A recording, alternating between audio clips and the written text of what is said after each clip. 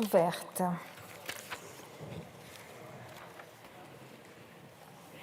L'ordre du jour appelle la suite de la discussion de la seconde partie du projet de loi de finances pour 2024. Cet après-midi, l'Assemblée a commencé l'examen de la mission justice, s'arrêtant à l'amendement 1836 à l'article 35 et l'état B. Monsieur Jordanov. Le 1836. Merci, Madame la Présidente. Nous proposons de revaloriser la rémunération des greffiers. En juillet 2022, le comité Sauvé démontrait dans son rapport à quel point la situation des greffiers s'était dégradée, avec pour conséquence un nombre croissant de postes vacants, aggravant une situation pour ceux qui restent. Les départs ont ainsi augmenté de 400% en 5 ans. Le taux de vacance des postes s'élève à 7%, soit un manque de 1500 agents, l'effectif théorique étant déjà très insuffisant, on l'a déjà dit dans cette discussion. Ce défaut d'attractivité n'est pas un mystère. Les greffiers perçoivent une rémunération nette globale de 13% inférieure à la moyenne des autres professions de catégorie B. Un greffier en fin de carrière touche à l'heure actuelle 2400 € net en salaire et prime, ce qui représente 1600 à 1700 € de retraite. Celle-ci étant calculée sur la base du salaire hors prime. C'est une situation aberrante au regard de leur haut niveau de qualification, de la complexité des tâches qu'ils réalisent et des conditions de travail très contraignantes qui sont les leurs. Certes, les revalorisations sont à l'œuvre, sont en cours depuis 2021, mais elles restent faibles et la nouvelle grille indiciaire annoncée en septembre dernier défavorise largement les greffiers en fin de carrière. Une modification de la grille indiciaire et le passage des greffiers en catégorie A nous semblent par conséquent indispensables. Je vous remercie. Merci. Avis de la Commission, monsieur le rapporteur. Merci beaucoup, Madame la Présidente. La Commission ne s'est pas prononcée sur cet amendement. Comme vient de l'indiquer à l'instant Monsieur Jordanov, il s'agit d'un amendement de repli. Donc nous en avons déjà débattu. Donc à titre personnel, sagesse. Merci, Monsieur le Ministre. Merci, Monsieur Léaumont. Merci Madame la Présidente. Pour gagner du temps, je vais comme ça défendre le 1447 et soutenir cet amendement de Monsieur Jordanov qui va dans le même sens que le nôtre. Il s'agit aussi pour nous d'augmenter les greffiers. Donc voilà, considérons que le 1447 est défendu. Merci. Je vais mettre aux voix le 1836 qui a fait l'objet d'un avis de sagesse du rapporteur et défavorable de Monsieur le Ministre. Qui est pour? Qui est contre? Il n'est pas adopté. Le 779, Monsieur François, qui le défend? Je défends l'amendement de mon collègue Thibault François. Donc cet amendement a pour objectif d'apporter une aide financière supplémentaire en direction des greffiers qui se sentent de plus en plus abandonnés. Ces acteurs clés du système judiciaire jouent un rôle crucial dans l'administration de la justice. Ils sont essentiels pour son exercice. Un magistrat ne peut en effet accomplir sa tâche sans l'appui de greffiers. Lors de précédentes manifestations qui ont eu lieu dans sa circonscription comme dans les autres circonscriptions, les greffiers ont exprimé leur mécontentement quant à leurs conditions de travail. Ils ont souligné des charges de travail excessives, des délais serrés et un manque de ressources et de personnel adéquat pour répondre aux demandes croissantes. Ces problèmes ont un impact direct sur la qualité du service rendu, pouvant entraîner des retards ou des erreurs préjudiciables aux justiciables. Cet amendement vise donc à répondre aux inquiétudes des professionnels de la justice et c'est donc une aide supplémentaire de 20 000 € qui devrait leur être accordée. Merci. Avis de la Commission. Merci Madame la Présidente. La Commission ne s'est pas exprimée sur cet amendement. Donc c'est un point qui concerne les greffiers. Donc sagesse de la part, à titre personnel. Merci, Monsieur le garde des Sceaux. Merci. Je vais mettre au voie avec un avis de sagesse du rapporteur et défavorable du gouvernement. Qui est pour? Qui est contre? Alors, je vais recompter. Qui est pour? Qui est contre?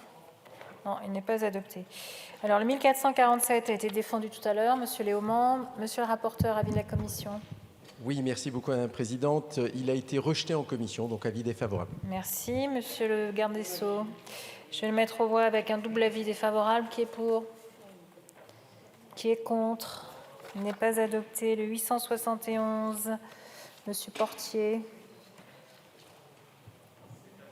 vise à défendre les greffiers qui apparaissent aujourd'hui comme les grands oubliés de notre système de justice. C'est en vérité un amendement d'appel, puisque ce n'est pas 1 000 € par an qu'ils mériteraient, mais bien sans doute 1 000 € de plus par mois. Ils ont pourtant un rôle central. Ils interviennent aujourd'hui dans tous les contentieux et à toutes les étapes des procédures pénales et civiles. C'est simple, il n'y a pas de justice sans les greffiers, monsieur le ministre, vous le savez, et pourtant ça ne se voit pas forcément sur leur fiche de paye. Les salaires sont environ de 1 700 € en début de carrière jusqu'à 2 500 en fin de carrière. Et donc, à travers cet amendement, c'est surtout un appel à un grand plan de revalorisation du métier des greffiers, faute de quoi demain, nous le savons, la justice ne pourra plus se rendre dans ce pays. Je vous remercie. Merci, monsieur le rapporteur. Merci beaucoup, Madame la Présidente. Là aussi, la Commission ne s'est pas prononcée sur cet amendement, donc à titre personnel, sagesse. Encore une fois, il s'agit toujours de cette question de la revalorisation des carrières des greffiers. Merci, monsieur le ministre. Défavorable. Je vais mettre aux voix avec un avis. Pardon, madame Untermaier. Très rapidement, Madame la Présidente, pour vous dire que dans le cadre de la loi de programmation, nous avions vraiment travaillé avec Hervé Solignac pour dénoncer effectivement une situation qui est extrêmement compliquée, parce que dans un tribunal, il voit arriver des majorations tout à fait importantes pour les magistrats, il voit arriver des attachés de justice en ne sachant pas quels seront leurs devenirs professionnels par rapport à ces attachés de justice, et il me semble vraiment qu'en plus de la demande de rémunération et de reconnaissance, il y a une forme de frustration extrêmement forte de la part de ces personnels méritants. Je pense que sur ce sujet-là, nous avons raté quand même une occasion d'aller vers ces greffiers et leur dire notre reconnaissance, et ça ne se rattrapera pas, parce que vous allez avoir des greffiers qui vont partir à la retraite et qui auront passé leur temps à se dévouer à cette cause, et ils l'ont fait pendant le Covid, et nous n'aurons pas eu le temps de leur dire notre reconnaissance en majorant substantiellement à la fois leur rémunération, mais aussi leur filière. Merci. Monsieur le Président de la Commission des Finances. Je vais soutenir cet amendement de notre collègue Portier, parce que, pour une bonne raison, c'est que, là on parle des greffiers, mais ça touche la problématique de beaucoup d'autres corps qui travaillent pour la fonction publique, dans le sens où ça a été dit, prenons par exemple les enseignants, quand il y a 3000 postes vacants, ça renvoie évidemment à la question des revenus des enseignants, du travail des enseignants. Et les greffiers, c'est pareil. C'est-à-dire que j'ai entendu ce que nous a dit le ministre tout à l'heure sur... on a une faisabilité, j'allais dire, qui correspond à peu près au nombre de créations de postes, mais moi je suis certain aussi que cette faisabilité, notamment l'attrait de ces métiers, elle est liée aussi aux revenus de ces métiers. Bon. Et je regardais l'exposé des motifs, donc je suppose que vous avez été chercher les informations, mais 1 700 € en début de carrière et 2 500 en fin de carrière, c'est quelque chose de trop faible, bien trop faible, pour rendre attractifs ces métiers dont nous savons qu'ils sont indispensables dans le cadre de tribunaux. Donc je soutiendrai cet amendement, au moins pour marquer le problème qui nous est posé dans cette situation. Merci. Je vais mettre aux voix le 871 qui a reçu un avis de sagesse de la Commission et défavorable du gouvernement. Qui est pour?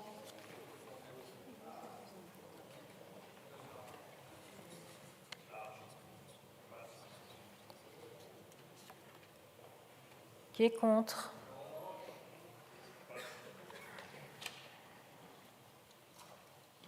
Il n'est pas adopté. Le 792, Monsieur Schreck.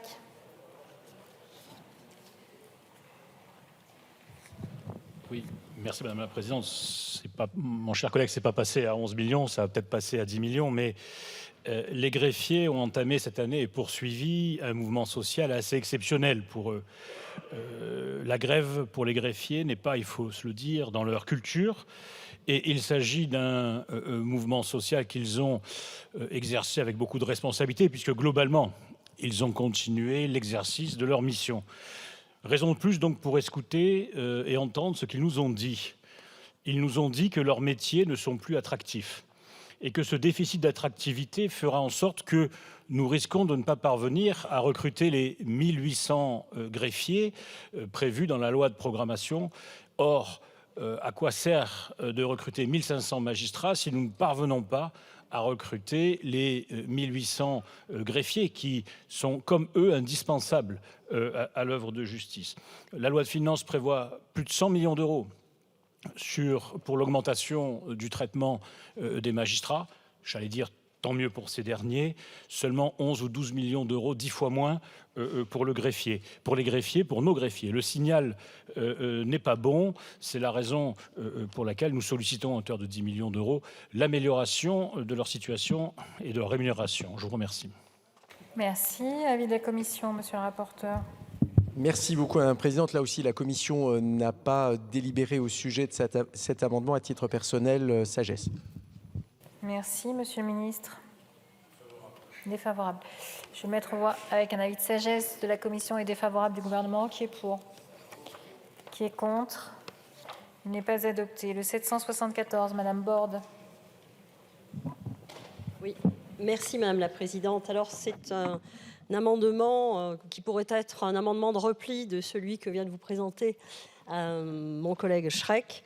Il a les mêmes fins. C'est effectivement, il vise à augmenter les greffiers qui sont des personnels méritants dévoués à l'œuvre de justice.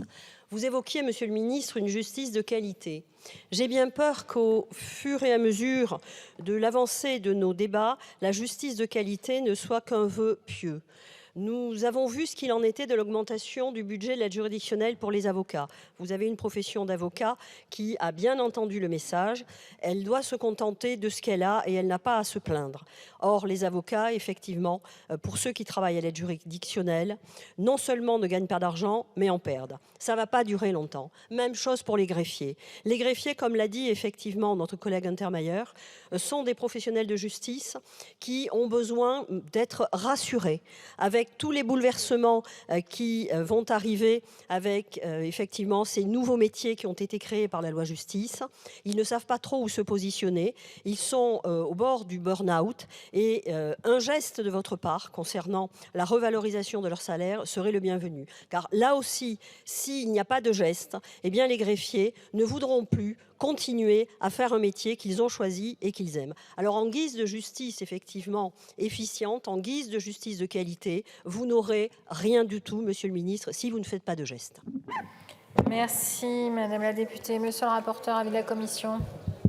Merci beaucoup, Madame la Présidente. Amendement non débattu en commission. À titre personnel, sagesse. Monsieur le ministre. Merci. Je vais le mettre aux voix avec un avis de sagesse du rapporteur et défavorable de Monsieur le ministre. Qui est pour? Qui est contre? Il n'est pas adopté. Le 505 n'est pas défendu. Le 858, Monsieur Portier, défendu. Monsieur le rapporteur.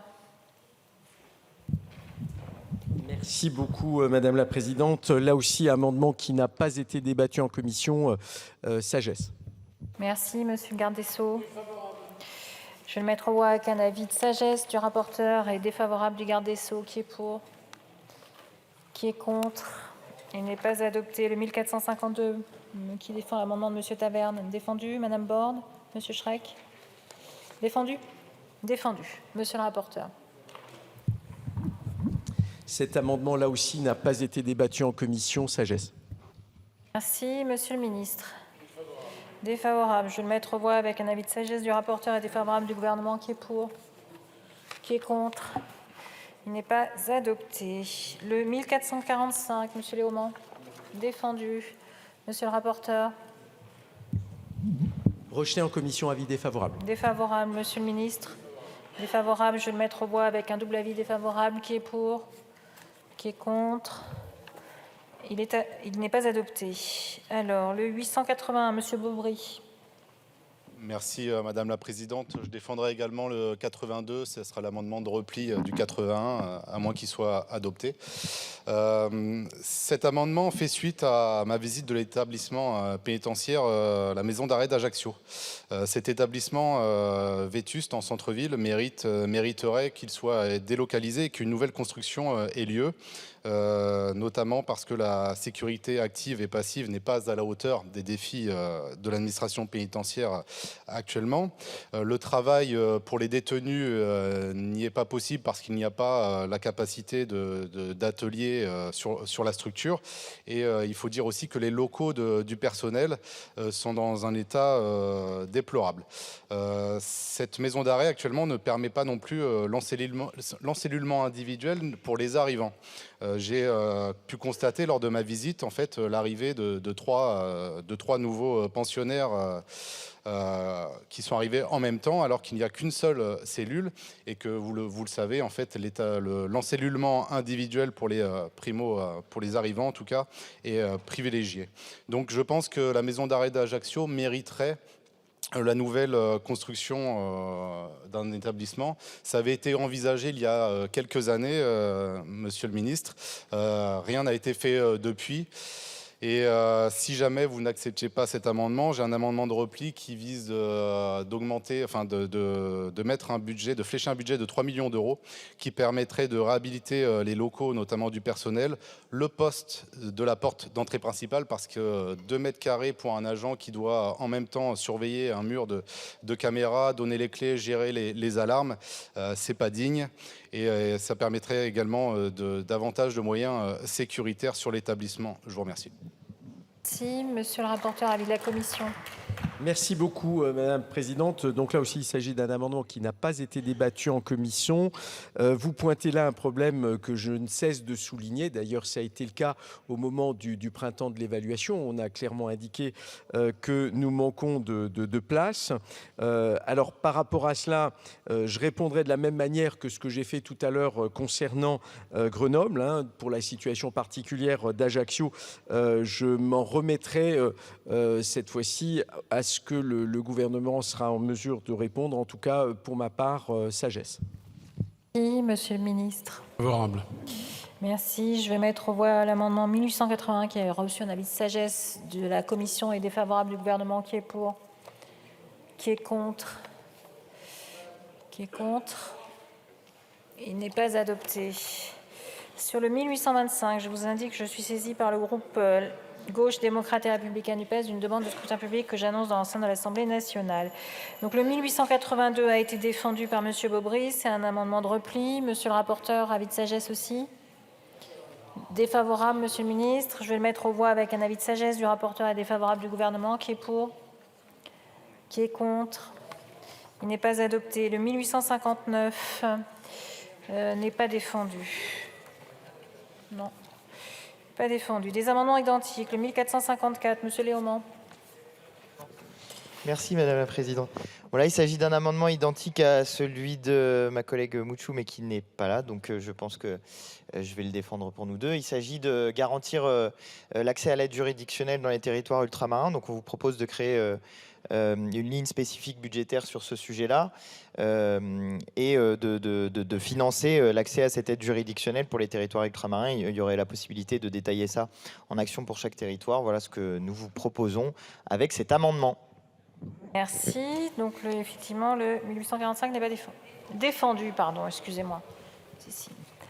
Monsieur le rapporteur. Merci beaucoup, Madame la Présidente. Alors, à partir du moment où on isole une ligne, ça n'est pas pour autant qu'on va augmenter les crédits.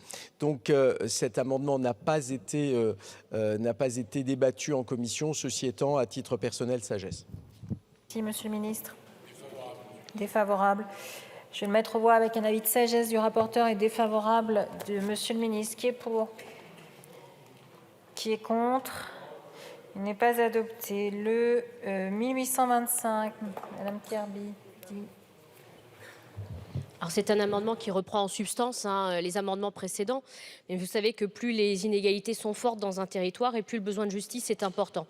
Et il se trouve que dans les territoires d'outre-mer, il y a des inégalités qui sont criantes et que l'on dénonce au fur et à mesure des différentes lois que nous examinons ici, avec des retards structurels qui sont importants et que l'on peine à combler. Et en fait, en créant cette ligne budgétaire nouvelle, nous ne faisons que reprendre les recommandations du rapport Sauvé, qui dit qu'il faut un véritable plan stratégique pour la justice en Outre-mer. Parce qu'en Outre-mer, la fracture numérique est plus importante, parce que l'illettrisme est plus important, parce qu'on a une répartition des juridictions sur le territoire qui est très inégale, et parce qu'il y a besoin d'un véritable plan qui soit à la fois commun pour l'ensemble des Outre-mer, mais suffisamment spécifique pour prendre en compte les besoins de chaque territoire. Donc on prend une recommandation qui existe, qui a été faite lors des États généraux de la justice, on n'invente rien, c'est plus que nécessaire. Merci. Avis de la commission. Sagesse à titre personnel. Merci. Monsieur le ministre, défavorable. Je vais le mettre au voie avec un avis de sagesse du rapporteur et défavorable du gouvernement. Je rappelle qu'il y a un scrutin public. Le scrutin est ouvert.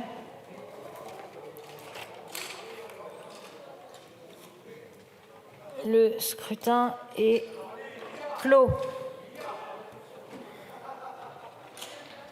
Votants 58, exprimés 57, majorité 29, pour 26, contre 31. L'Assemblée nationale n'a pas adopté. Le 1441, Monsieur Léaumont. Défendu. Monsieur le rapporteur.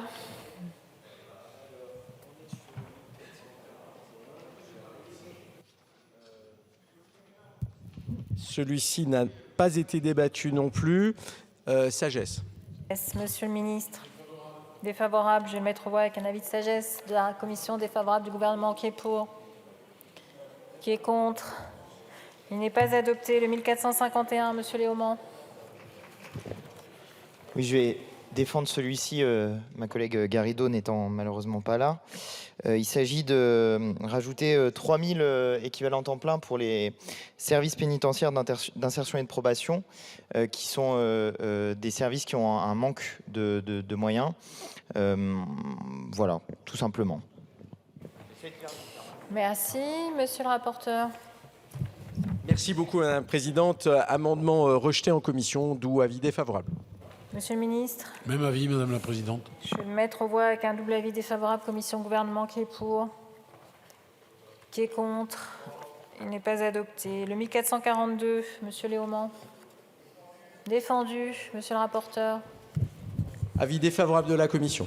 Merci. Monsieur le ministre. Défavorable. Je vais le mettre aux voix avec un double avis défavorable. Commission gouvernement qui est pour. Qui est contre. Il n'est pas adopté. Le 864, Monsieur Portier. Eh ben, donc, il n'est pas défendu. Le 576 n'est pas défendu non plus. Le 1848.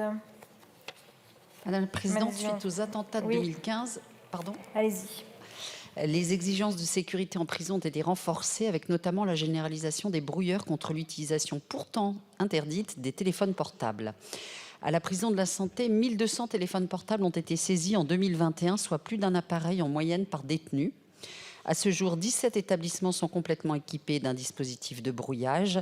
Le problème étant qu'un grand nombre des systèmes de brouillage déployés sont déjà obsolètes, ne fonctionnant pas sur le réseau 5G, pourtant largement utilisé pour communiquer. En complément donc des 29 millions d'euros consacrés dans ce PLF à la poursuite du déploiement de dispositifs de détection et de neutralisation des communications illicites, cet amendement vise à ajouter 5 millions supplémentaires pour accélérer le déploiement de brouilleurs nouvelle génération dans l'ensemble des établissements pénitentiaires et notamment les établissements pénitentiaires pour mineurs. Merci. Monsieur le rapporteur. Sagesse, Madame la Présidente. Merci, Monsieur le ministre. Défavorable. Je vais le mettre aux voix avec un avis de sagesse du rapporteur. Défavorable de Monsieur le ministre. Qui est pour? Qui est contre? Il n'est pas adopté. Le 693, Monsieur Schreck. Défendu. Monsieur le rapporteur. Sagesse, Madame la Présidente. Merci, Monsieur le ministre. Défavorable. Je vais le mettre aux voix avec un avis de sagesse du rapporteur. Défavorable de Monsieur le ministre. Qui est pour? Qui est contre? Il n'est pas adopté. Le 691, Monsieur Schreck. Défendu. Monsieur le rapporteur. Sagesse, Madame la Présidente. Sagesse, Monsieur le ministre. Défavorable. Je vais le mettre au voie avec un avis de sagesse du rapporteur. Défavorable du gouvernement. Qui est pour? Qui est contre? Il n'est pas adopté. Le 1002, Monsieur n'est pas défendu. Le 1003 non plus. Le 1004 non plus. Le 1005 non plus. Le 1172, Madame Ménard.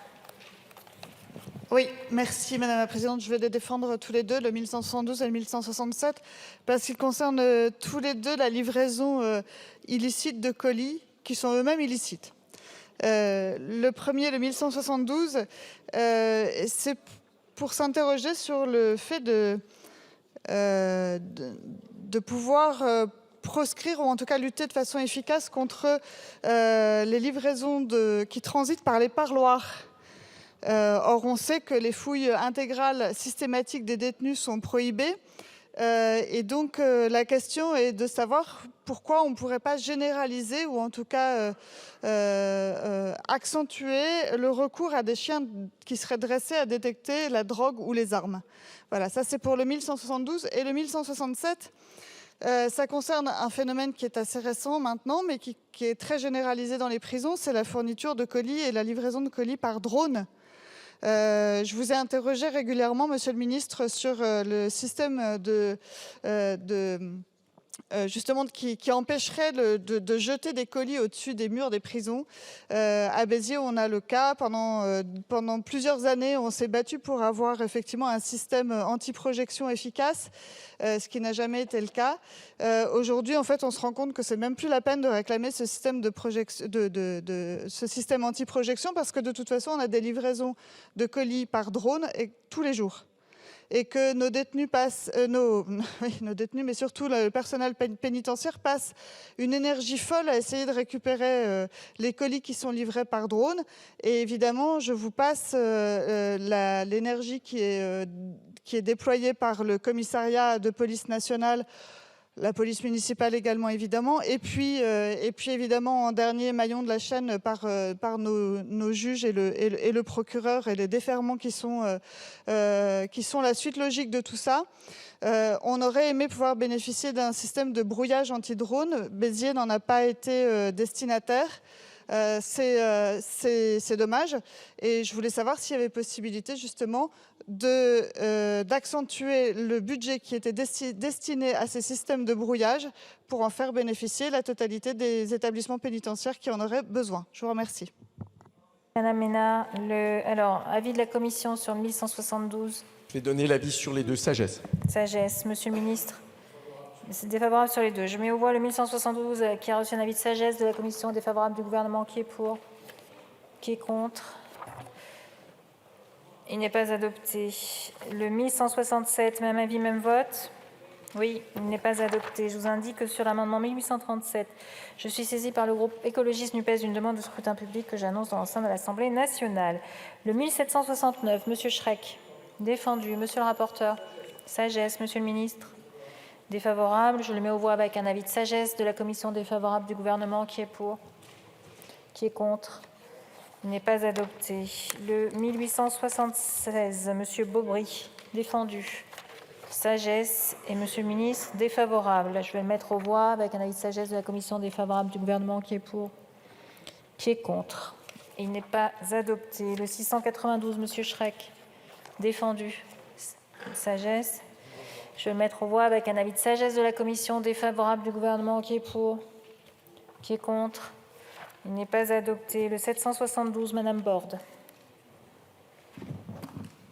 Merci Madame la Présidente. Alors c'est un amendement qui a trait au budget de fonctionnement des tribunaux de commerce. La justice commerciale n'a pas à rougir de son bilan, tant cette justice est efficiente, non seulement du point de vue des délais de traitement des dossiers, qui sont extrêmement rapides, que du prononcé des décisions, mais également au regard du très faible taux d'infirmation des décisions par les cours d'appel. Et ce, alors même que l'activité des juridictions commerciales connaît une hausse notable avec la multiplication des procédures collectives. Et pourtant, ces tribunaux de commerce ont un budget de fonctionnement qui n'est pas du tout à la hauteur des missions qui leur sont confiées, sachant par ailleurs que les magistrats consulaires mettent un point d'honneur à ne pas être rémunérés. Ils ne coûtent donc rien au ministère de la Justice à ce titre. La question de ce budget de fonctionnement est d'importance à l'heure où l'on veut attribuer des missions supplémentaires aux tribunaux des affaires économiques. Ce budget de fonctionnement, parfois indigent, ne permet pas aux juges consulaires qui exercent donc leur mission à titre bénévole de remplir sereinement leur mission.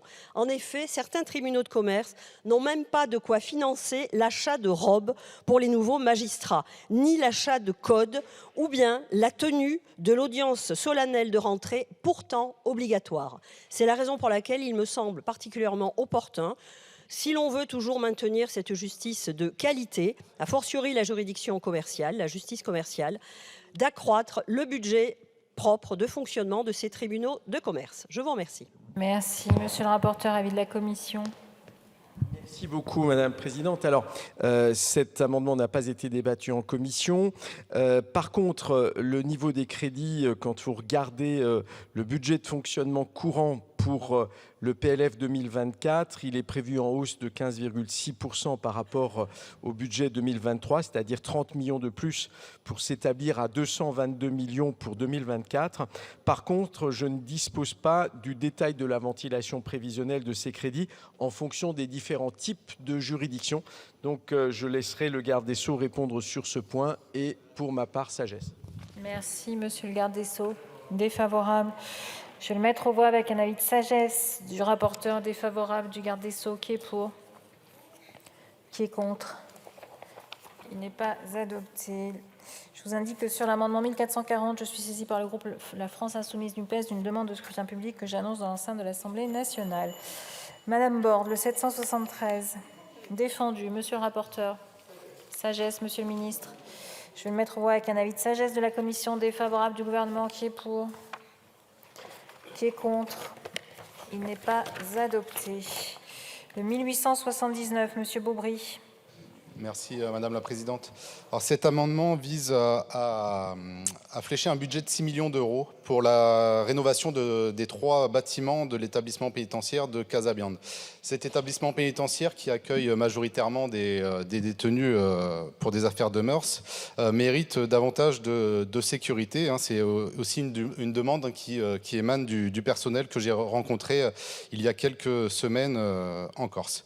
Il s'agit notamment de sécuriser l'établissement en installant, ça peut paraître curieux, mais les WC dans les cellules, ce qui permettrait aux surveillants de fermer les cellules des détenus le soir, ce qui n'est pas le cas actuellement. Ce budget permettrait également d'installer des barreaux aux fenêtres des cellules, chose réclamée également par le personnel pénitentiaire sur place.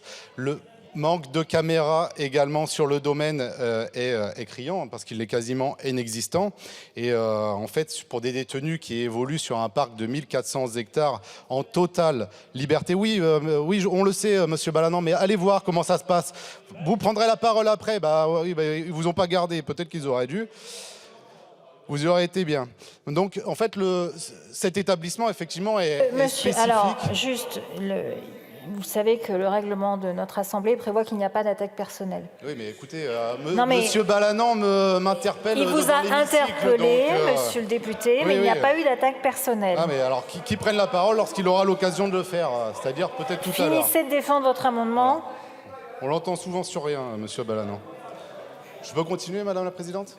Je vous invite à continuer et à ne pas interpeller par des remarques personnelles. Donc oui, effectivement, c'est un établissement ouvert, c'est le seul en France et je vous garantis heureusement. Parce que lorsqu'on a des détenus qui sont présents pour des affaires notamment de viol ou de pédophilie qui évoluent sur 1400 hectares en bord de plage avec un centre de vacances qui se trouve à proximité même du domaine pénitentiaire, qui était sur le domaine pénitentiaire il y a encore peu de temps, mais qui ne fait plus partie du domaine pénitentiaire, on peut s'interroger sur la sécurité de cet établissement. Merci. Donc, je défends également le 1880, Madame la Présidente. Le 1880, oui. Voilà. Alors, ça permettrait et ça c'est une demande aussi qui vient du personnel pénitentiaire rencontré sur place, d'équiper les détenus de bracelets géolocalisables afin qu'on puisse déterminer à quel moment ils sortent du périmètre du domaine pénitentiaire, du domaine des 1400 hectares du domaine agricole sur Casabiande. monsieur Balanant, rappel au règlement. Sur le fondement de quel article? Pour une mise en cause personnelle, évidemment. Madame la Présidente, je suis profondément choqué par ce que je viens d'entendre. Vous avez un député du Rassemblement national qui vient de dire à un député moi-même en l'occurrence, qu'il fallait que j'ai, donc en disant que j'avais visité Casabianca, il me dit vous auriez dû y rester, ils auraient dû vous y garder. Vous vous rendez compte? Mais bien, mais non, mais c'est grave. Je suis désolé, c'est particulièrement grave. Enfin, cette prison, en plus, n'est pas une prison, est un programme Monsieur Balanant, j'ai repris Monsieur Beaubry voilà, pour lui dire qu'il n'y avait pas. Ça soit inscrit au compte Mais c'est rendu. inscrit, j'ai repris Monsieur Beaubry en rappelant les articles du règlement. Monsieur le rapporteur, avis de la commission sur le 1879. Monsieur Balanant, ça vaut pour tout le monde. L'article 60, le respect et l'absence d'attaque personnelle, ça vaut pour tout le monde. Alors je vais demander au rapporteur l'avis de la commission. Madame la Présidente, la commission ne s'est pas exprimée sur le sujet. Sagesse pour ma part. 2 amendements. Monsieur le garde des Sceaux. Monsieur. Monsieur Balanant. Monsieur Balanant. J'ai repris Monsieur Beaubry.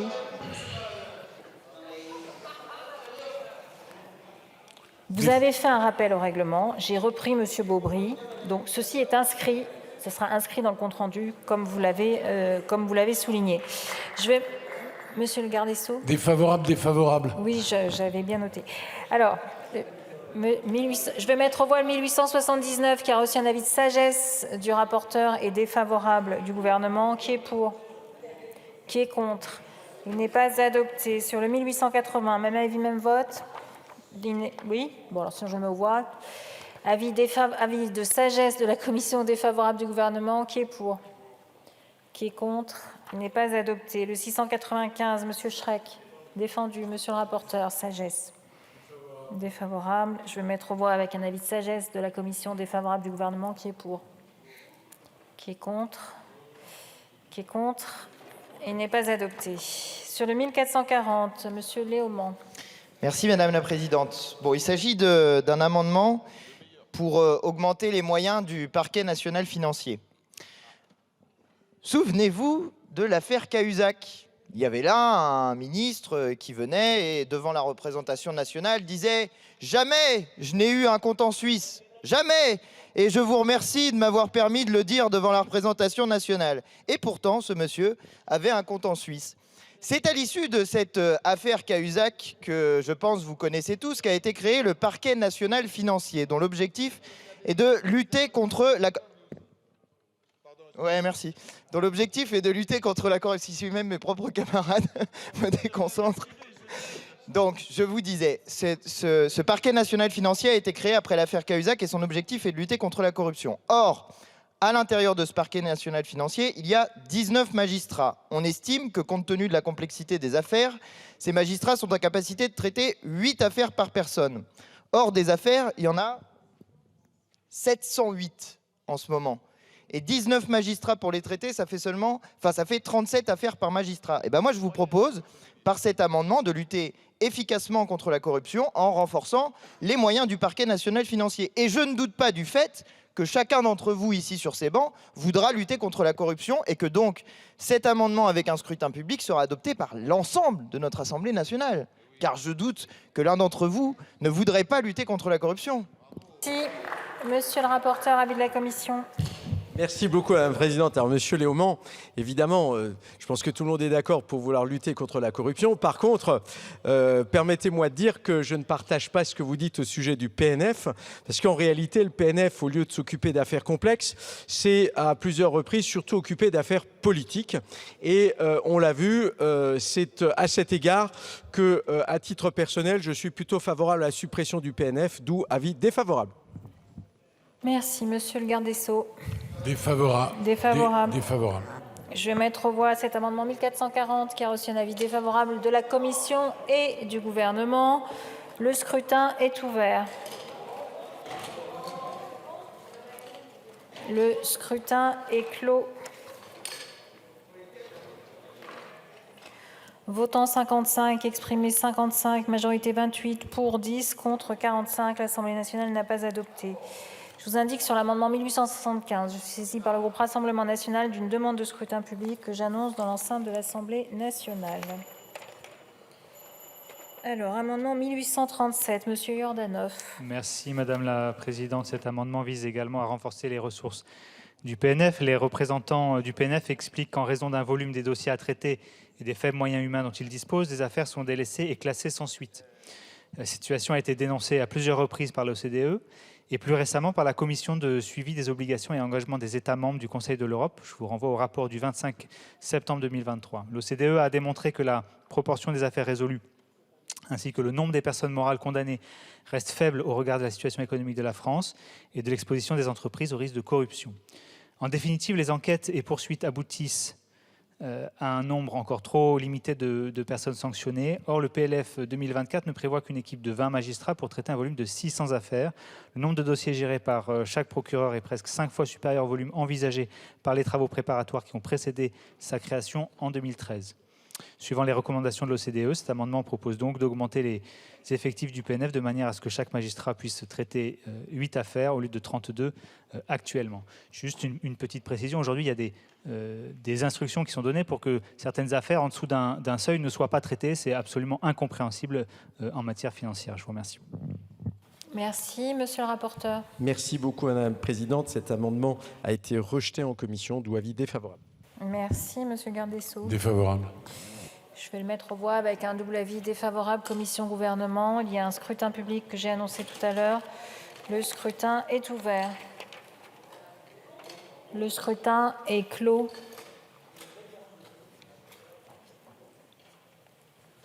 Votant 56, exprimé 56, majorité 29, pour 10, contre 46. L'Assemblée nationale n'a pas adopté. Le 1804 n'est pas défendu. Le 1443, Monsieur Léaumont, défendu ? Défendu. Monsieur le rapporteur. Sagesse, Madame la Présidente. Sagesse. Monsieur le garde des Sceaux, défavorable. Je vais le mettre aux voix avec un avis de sagesse du rapporteur, défavorable du garde des Sceaux. Qui est pour ? Qui est contre ? Il n'est pas adopté. Le 1439, Monsieur Léaumont. Merci Madame la Présidente. Il s'agit par cet amendement de créer un programme police judiciaire au sein de la mission justice afin d'essayer d'en séparer les liens avec le ministère de l'Intérieur. Mais par ailleurs, plus largement, ça me permet de parler un petit peu de la police judiciaire et des moyens alloués à la police judiciaire, parce que nous défendons, je sais que souvent ici, vous nous faites, comment dire, des critiques, vous nous dites, vous, les insoumis, vous n'aimez pas la police, etc., etc. Ce qui est totalement faux, parce qu'en réalité, nous sommes à peu près les seuls à défendre réellement la police dans cet hémicycle. Nous le faisons... Eh oui, nous le faisons notamment... Mais non, mais je suis désolé de vous l'apprendre. Nous le faisons notamment en proposant d'augmenter les moyens de la police judiciaire. Pourquoi ? Parce que la police judiciaire est celle qui peut mener un travail de fond, un travail d'enquête, et donc participer au démantèlement des réseaux en tapant dans le haut du panier. Nous disons qu'il est plus efficace de se battre contre la grande criminalité, et notamment contre les trafics financiers, contre le trafic d'armes, contre le haut du... Comment on appelle ça ? Le haut du spectre du trafic de drogue, plutôt que d'aller envoyer les policiers faire du démantèlement de points de deal. Voilà pourquoi nous défendons pour notre part la police judiciaire. Et par ailleurs, pour finir sur la question de la police, nous sommes à peu près les seuls ici à dire qu'il faut en finir avec la politique du chiffre, qui est un drame pour les policiers et qui participe du fait qu'ils vivent très mal leur métier dans un certain nombre de cas. Merci. Monsieur le rapporteur, avis de la commission. Merci beaucoup, Madame la Présidente. Alors, Monsieur Léaumont, tout de même, il est clair que dans ce que vous utilisez comme argument, vous ne pouvez pas nous dire qu'il n'y a pas un certain nombre d'implicites. Et en l'occurrence, l'exposé des motifs le montre très clairement. En tout cas, pour rester purement factuel, ce rattachement que vous prévoyez conduirait en fait à séparer l'exercice des missions de police judiciaire et de police administrative et à disperser en réalité les personnels de la police. police. En outre, ce rattachement serait assez contradictoire avec l'objectif de contrôle de l'enquête exercée par les magistrats et déséquilibrerait cette fois-ci le corps judiciaire. J'ajoute que ce serait contradictoire avec le principe de séparation des pouvoirs entre l'exécutif d'une part et le judiciaire d'autre part. Et je pense que ce sont ces arguments que j'avais utilisés aussi en commission qui ont sans doute contribué à ce qu'il y ait un rejet en commission, d'où avis défavorable. Merci, monsieur le garde des Sceaux. Défavorable. Je vais mettre aux voix cet amendement qui a reçu un avis défavorable de la commission et du gouvernement. Qui est pour? Qui est contre? Il n'est pas adopté. Le 1444, monsieur Léaumont, défendu. Monsieur le rapporteur, défavorable. Monsieur le ministre. Je vais mettre aux voix avec un double avis défavorable. Commission gouvernement, qui est pour? Qui est contre? Il n'est pas adopté. Le 468, madame Kerbidi, défendu. Monsieur Sagesse, monsieur le garde des Sceaux, défavorable? Oui. Je vais le mettre au voie avec un avis de sagesse de la commission, défavorable du gouvernement. Qui est pour? Qui est contre? Il n'est pas adopté. Le 1875, monsieur Beaubry. Merci Madame la Présidente, que tout le monde se rassure, cet amendement ne visera personne ici présent parce qu'on va parler de personnes pouvant causer un risque, donc il n'y en a personne ici. Cet amendement vise à permettre l'accueil des détenus qui sont classés DPS dans un établissement pénitentiaire corse. Monsieur le ministre, vous savez que ça a été le sujet, notamment pendant la commission d'enquête parlementaire il y a quelques mois de cela. Ma visite de l'établissement pénitentiaire de Borg m'a permis de me faire l'idée qu'en fait il était impossible sur l'île, et notamment à Borgo, de recevoir des détenus classés DPS parce que la structure telle qu'elle est actuellement ne le permet pas. L'aspect sécuritaire n'est pas satisfaisant. Donc cet amendement en fait vise à permettre la construction d'un établissement sur le domaine pénitentiaire de Borg parce qu'il est vaste, il y a la place, avec la construction d'un mirador qui donnerait sur ce bâtiment et tout le système de vidéosurveillance et de sécurité active et passif qui permettrait d'assurer la sécurité de l'établissement pénitentiaire et du personnel travaillant au contact de ces détenus classés DPS. Je vous remercie. Merci. Monsieur le rapporteur, avis de la commission. Monsieur le rapporteur. Sagesse. Monsieur le ministre. Défavorable. Je vais le mettre au voie avec un avis de sagesse de la commission et défavorable du gouvernement. Il y a un scrutin public. Le scrutin est ouvert. Le scrutin est clos.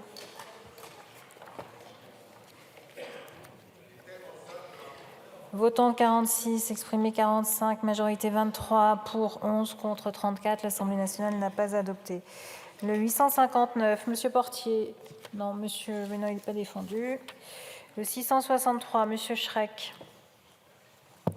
Oui, Madame la Présidente, un amendement qui a pour objectif de renforcer les moyens financiers à l'ENAP, puisque nous apprenons que le budget de cette dernière va progresser de seulement 700 000 €, qui sont causés uniquement par la hausse des matières premières et de l'électricité pour cette structure, comme quoi ces hausses tout à fait gigantesques ne touchent pas que les artisans et les Français, mais aussi certaines institutions. Donc il est bien évident que cette faible augmentation causée et absorbée que par l'augmentation des fluides est insusceptible de permettre la réalisation du plan 15 000 places prison et notamment l'accompagnement du personnel pénitentiaire qui est tout à fait nécessaire pour armer ces places à venir. Je vous remercie. Merci. Monsieur le rapporteur, avis de la commission. Merci beaucoup, Madame la Présidente. Alors, cet amendement n'a pas été débattu en commission, mais quand on regarde notamment ce qui se passe pour la fin de l'exercice 2023, on voit que la chancellerie crée des emplois supplémentaires à l'ENAP, justement pour renforcer les moyens. Donc, on peut considérer que ça va dans le bon sens. C'est pour ça que je proposerai un retrait, sinon avis défavorable. Merci. Alors, monsieur le ministre, défavorable. Je vais le mettre au voie avec un double avis défavorable. Commission gouvernement, qui est pour? Qui est contre? Il n'est pas adopté. Le 1823, Madame Kerbidi ou Madame défendu. Monsieur le rapporteur, sagesse. Monsieur le ministre. Défavorable. Je vais mettre aux voix l'amendement 1823 avec un avis de sagesse de la commission, défavorable du gouvernement. Qui est pour? Qui est contre? Il n'est pas adopté. Des amendements identiques. Le 1854, monsieur le rapporteur. Merci beaucoup, Madame la Présidente. Alors, c'est un amendement que je présente en ma qualité de rapporteur spécial au nom de la Commission des Finances, puisque c'est un amendement qui a été adopté et qui initialement était porté par notre collègue Perrine Goulet. Ce dont il s'agit, c'est que la Commission a choisi d'adopter cet amendement qui alloue 1,3 million d'euros supplémentaires pour déployer des chiens d'assistance judiciaire. Pour ma part, j'y étais opposé pour plusieurs raisons. Le budget alloué à l'aide aux victimes progresse en 2024. Le déploiement des chiens d'assistance judiciaire est bien une priorité du ministère, comme cela a été indiqué dans le PLF 2024. Et le numéro de France Victimes fonctionne d'ores et déjà. Et ceci 7 jours sur 7, sur une plage horaire qui va de 9h à 20h. Donc la Commission a émis un avis favorable et je me permets de dire que, à titre personnel, j'y suis défavorable. Merci, monsieur le ministre. Défavorable? Alors, je vais mettre aux voix cet amendement 1854 qui a reçu un avis défavorable. C'est un amendement de la commission et qui a reçu un avis défavorable du garde des Sceaux. Qui est pour? Alors.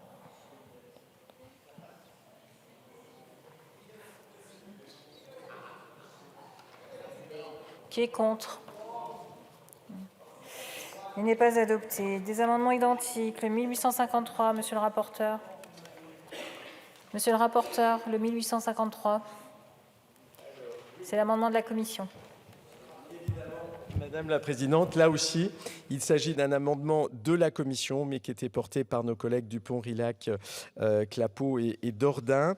Ce dont il s'agit, c'est d'allouer 1 million d'euros à la revalorisation de la tarification des enquêtes sociales.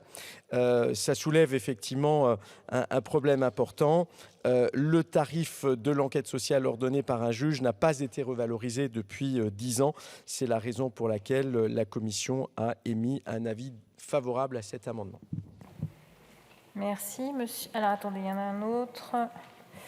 Oui, pardon, Madame Dupont, le 524. Oui, merci Madame la Présidente. Et effectivement, comme Monsieur le rapporteur spécial vient de l'indiquer, c'est un sujet qui concerne le tarif des enquêtes sociales. L'amendement que j'ai proposé a été adopté par la Commission des finances. Cet amendement, je l'avais déjà proposé les années passées et Monsieur le ministre s'était engagé à avancer sur le sujet. Donc je crois que des avancées se sont concrétisées. Néanmoins, le tarif des enquêteurs sociaux au civil n'a pas encore abouti, et d'où le fait que j'ai déposé de nouveau ces amendements, puisque le tarif de 600 € pour une enquête sociale qui prend 30 à 40 heures de travail et qui n'a pas été revalorisé depuis 2011, me semble devenu, il me semble devenu absolument nécessaire de revenir sur ce sujet, de revaloriser ces enquêtes sociales qui sont essentielles pour la décision des juges, bien entendu. Merci, monsieur le rapporteur. Oui, simplement pour éclairer les débats par rapport à ce qui vient d'être dit, il faut avoir conscience que la charge du coût d'une enquête sociale pèse sur la partie qui est condamnée aux dépens. Donc il ne s'agit pas directement d'un sujet ayant trait à l'aide juridictionnelle et la revalorisation des tarifs, en fait, pèserait non pas sur le budget de l'État, mais sur les parties au procès. Ça, c'est un point qu'il faut quand même préciser. Monsieur le garde des Sceaux. Merci Madame la Présidente. Madame la députée Dupont, je souhaite nuancer un peu les choses. En ce sens qu'il y a d'abord les enquêtes sociales rapides qui sont obligatoires en matière pénale. Et alors le tarif a connu une revalorisation très importante depuis le 3 décembre 2021, vous le savez, à hauteur de 115%, passant de 70 € à 150 €. Cette revalorisation a été la résultante naturelle de l'étoffement du périmètre de ces enquêtes sociales rapides. Ensuite, il y a les enquêtes sociales en matière d'affaires familiales. Et il est vrai que la dernière revalorisation est ancienne, puisqu'elle date de 2011. L'arrêté du 13 janvier 2011 prévoyait que cette revalorisation devait s'accompagner de la mise en place d'un référentiel des diligences devant être accomplies lors d'une enquête sociale pour actualiser, étoffer le périmètre des missions à accomplir en matière d'enquête sociale qui n'a pas été pris. Alors je vous annonce que la direction des services judiciaires a pris à tâche avec l'ANDES afin d'effectuer ce travail conjoint d'actualisation des missions à accomplir dans le cadre des enquêtes sociales et préparer ainsi une future revalorisation. Pour toutes ces raisons, je suis défavorable, tant que ce travail n'a pas été finalisé, à l'amendement que vous présentez, mais j'en comprends naturellement tout le sens. Merci. Alors, donc c'est un avis défavorable, monsieur le garde des Sceaux. Donc, je vais mettre aux voix. Oui, Madame Dupont. Donc, merci Madame la Présidente. Compte tenu des avancées réelles au pénal pour ce qui est des enquêtes sociales rapides, qui sont donc les revalorisations sont concrétisées, et compte tenu de l'engagement au banc de Monsieur le Ministre à avancer sur le sujet des enquêtes sociales au niveau civil, eh bien, je retire cet amendement, mais vous pouvez compter sur moi pour vous poser de nouveau la question l'an prochain si les choses ne se sont pas concrétisées. Merci. Merci. Donc le vôtre est retiré, mais pas le 1853 que je vais mettre aux voix, qui est l'amendement de la commission et qui a reçu un avis défavorable de Monsieur le garde des Sceaux. Qui est pour? Qui est contre? Il n'est pas adopté. Le 860 n'est pas défendu. Le 1448, Monsieur Léaumont. Merci Madame la Présidente. C'est un de nos derniers amendements sur le sujet, donc vous inquiétez pas. Il s'agit de développer des moyens pour faire de la formation continue pour les magistrats sur la lutte contre les violences sexistes et sexuelles. Et cette formation continue, d'une manière générale, dans de nombreux domaines de la société, elle nous semble utile et indispensable pour changer de champ et vous parler d'une situation que je suis allé voir sur le terrain. Je suis allé voir la maison de prévention et de protection des familles de la gendarmerie de Perpignan, où ils font un travail formidable sur le sujet, où justement ils font de la formation continue. En fait, la gendarmerie étant l'un des endroits où on a formé des gens, ils font eux-mêmes ensuite de la formation à l'école, dans un certain nombre d'autres structures et pas seulement dans la gendarmerie. Bref, tout ça pour vous dire que cette formation pour la lutte contre les violences sexistes et sexuelles, chaque fois qu'on forme des gens sur le sujet, en particulier donc des magistrats ou des agents du service public, bah ensuite ça permet d'améliorer les choses dans ce domaine-là, et donc je vous appelle à voter cet amendement.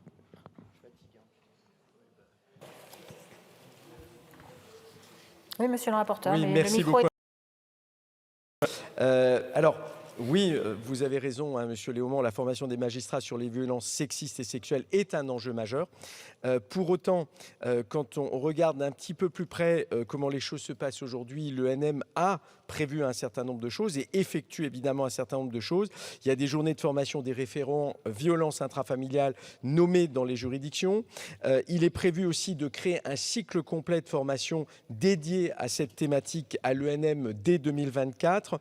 Et ce sujet fait également l'objet de modules dans le cadre de la formation initiale des magistrats comme tel que c'est développé. Par ailleurs, concernant les moyens qui sont déployés, alors évidemment, je ne peux pas isoler les moyens qui sont spécifiquement dédiés à cela. Toutefois, quand vous regardez comment progressent les moyens de l'École nationale de la magistrature, il y a une augmentation de 10 millions en 2024 pour atteindre 46 millions d'euros. Donc là, on est sur une augmentation très conséquente et ça permet de financer aussi la hausse du plafond d'emploi qui lui-même augmente de 33 ETP. Donc je considère en tout cas que c'est satisfait. Mais ceci étant, la commission ayant rejeté cet amendement, avis défavorable. Merci, monsieur le ministre. Même avis, Madame la Présidente. Merci. Donc, je vais mettre aux voix cet amendement avec un double avis défavorable. Commission gouvernement, qui est pour? Qui est contre? Il n'est pas adopté. Le 1877, monsieur Beaubry. Défendu, monsieur le rapporteur. Sagesse, Monsieur le Ministre. Défavorable. Je vais mettre en voie cet amendement qui a reçu un avis de sagesse du rapporteur et défavorable du gouvernement. Qui est pour? Qui est contre? Il n'est pas adopté. Monsieur Beaubry, le 1883. Défendu. Monsieur le rapporteur? Défavorable. Monsieur le ministre? Défavorable. Je vais mettre cet amendement en voie avec un double avis défavorable. Commission gouvernement. Qui est pour? Qui est contre? Il n'est pas adopté. Le 861 n'est pas défendu. Le 373 défendu. Monsieur le rapporteur? Sagesse. Monsieur le ministre? Défavorable. Je vais mettre en voie cet amendement avec un avis de sagesse du rapporteur, défavorable du gouvernement. Qui est pour? Qui est contre? Il n'est pas adopté. Je vous indique que sur les crédits de la mission justice, je suis saisie par le groupe Renaissance d'une demande de scrutin public que j'annonce dans l'enceinte de l'Assemblée nationale. Alors, Madame Ménard, le 565. Oui, merci Madame la Présidente. Selon Adeline Hazan, qui était contrôleur général des lieux de privation de liberté en mars 2019, jusqu'à 25% des 70 000 détenus présentent des maladies psychiatriques lourdes en France. Selon elle, ce sont d'ailleurs 70% des détenus qui souffrent de troubles psychiatriques, dont des troubles anxio-dépressifs, et parmi eux, entre 20 et 25% présentent des pathologies lourdes, dont la psychose, la schizophrénie, des pathologies qui ne peuvent que s'aggraver en détention. Le personnel médical n'est pas en nombre suffisant et le personnel pénitentiaire n'est actuellement pas formé pour suivre ces détenus et adopter un comportement adapté.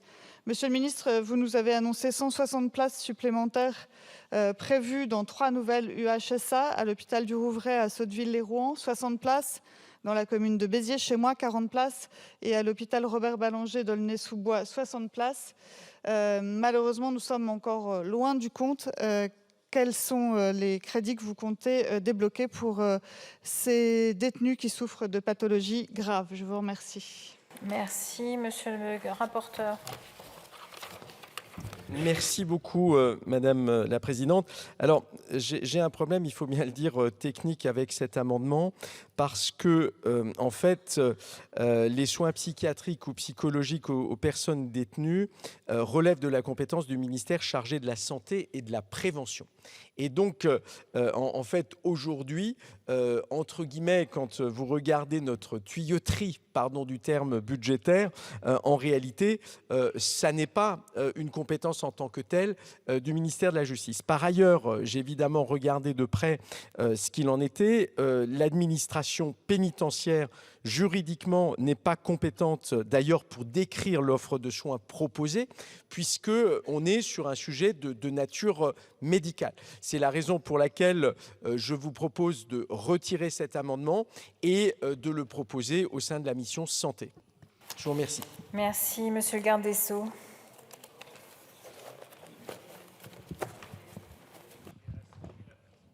Non, mais je trouve que monsieur le rapporteur Hetzel est dur avec vous, Madame Ménard. Je ne sais pas pourquoi, d'un coup. Bon, mais je suis d'accord avec lui, évidemment. Ça n'est pas dans notre périmètre défavorable. Merci. Madame Ménard. Ça ne m'étonne pas, monsieur le garde des Sceaux. Je vais vous dire pourquoi j'ai posé cette question. Parce que justement, nous avons une unité hospitalière de soins qui va se créer à Béziers, vous le savez, monsieur le garde des Sceaux.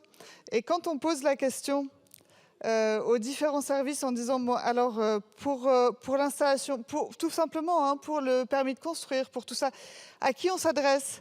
Et à chaque fois, on nous répond aux 2 administrations, au ministère de la Santé et au ministère de la Justice. Donc moi, si vous me dites que ce n'est pas vous et que je n'ai plus qu'un seul interlocuteur, ça m'arrange parce que je vais peut-être gagner en efficacité. Mais maintenant que j'ai cette réponse très claire, je ne préoccupe plus du ministère de la Justice. Donc on est bien d'accord.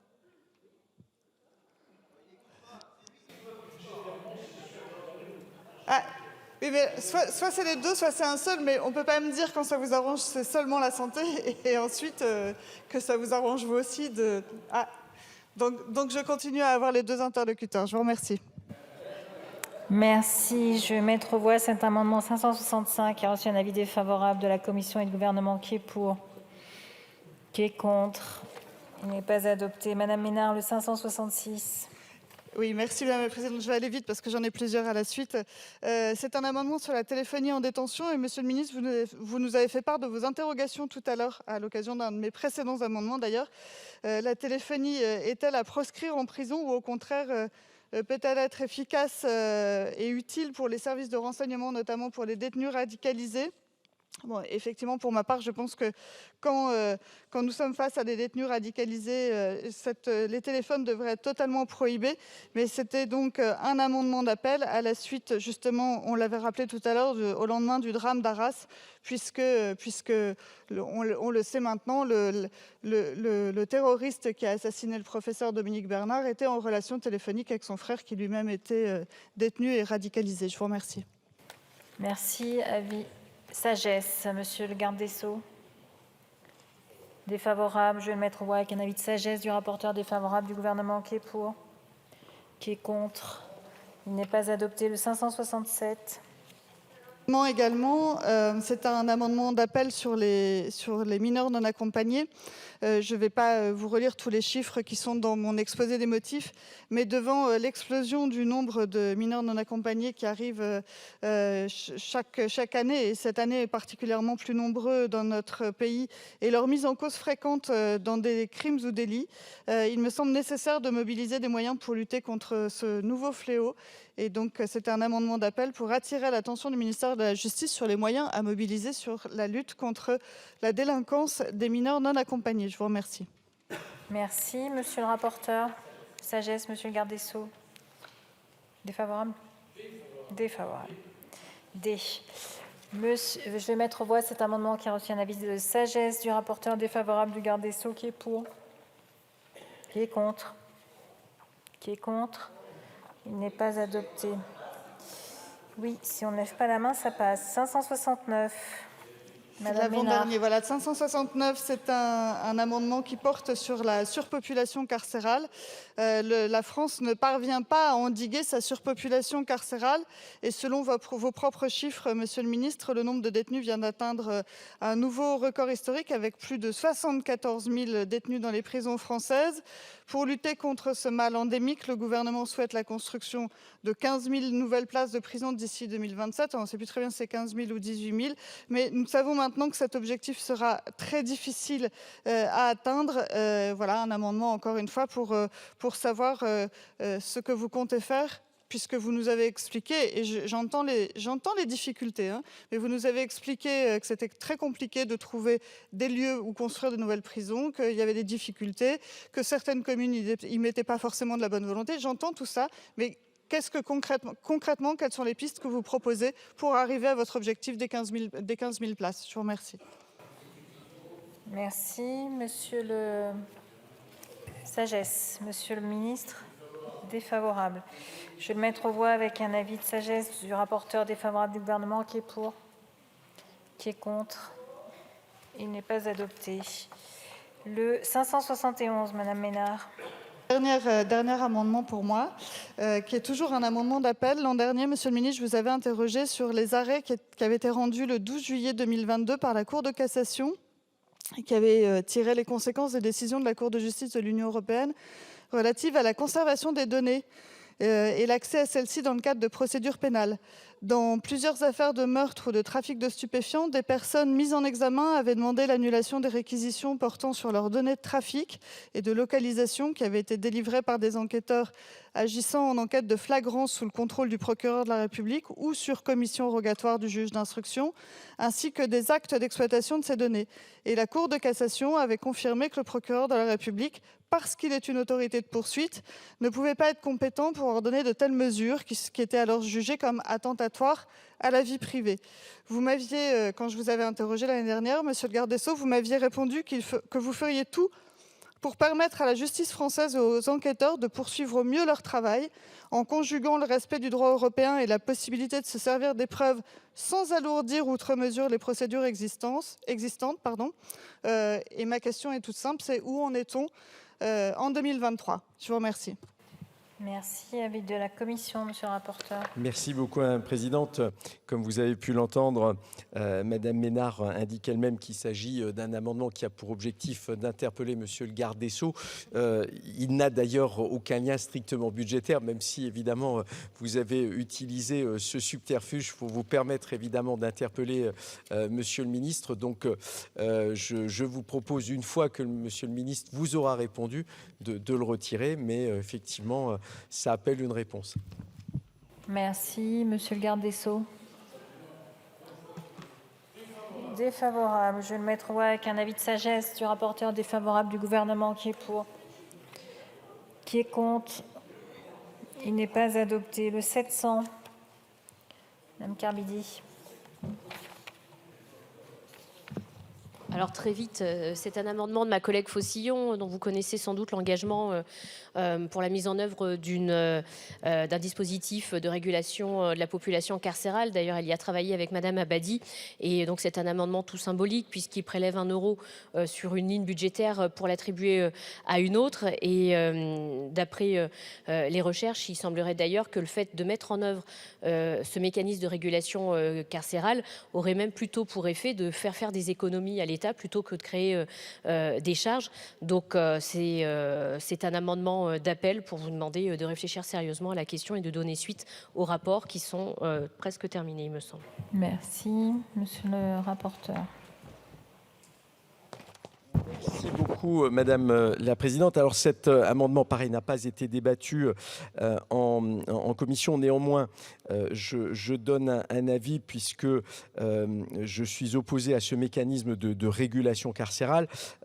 Parce que c'est probablement une mauvaise solution à un vrai problème. En fait, les magistrats ont aujourd'hui à leur disposition une palette importante d'outils en matière d'aménagement et d'alternative à la peine. Et les personnes condamnées à une peine ferme de privation de liberté en application d'une décision rendue au nom du peuple français doivent effectivement être privées de liberté, sans quoi, en réalité, il y aurait un hiatus par rapport à des décisions de justice. C'est la raison pour laquelle, en fait, la vraie question, c'est qu'il faut accélérer la mise en œuvre du plan prison. Et là, il y a une vraie responsabilité de la chancellerie. Par contre, sur cet amendement, avis défavorable. Merci. Monsieur le garde des Sceaux. Merci Madame la Présidente. Madame la députée, elle est très importante cette question.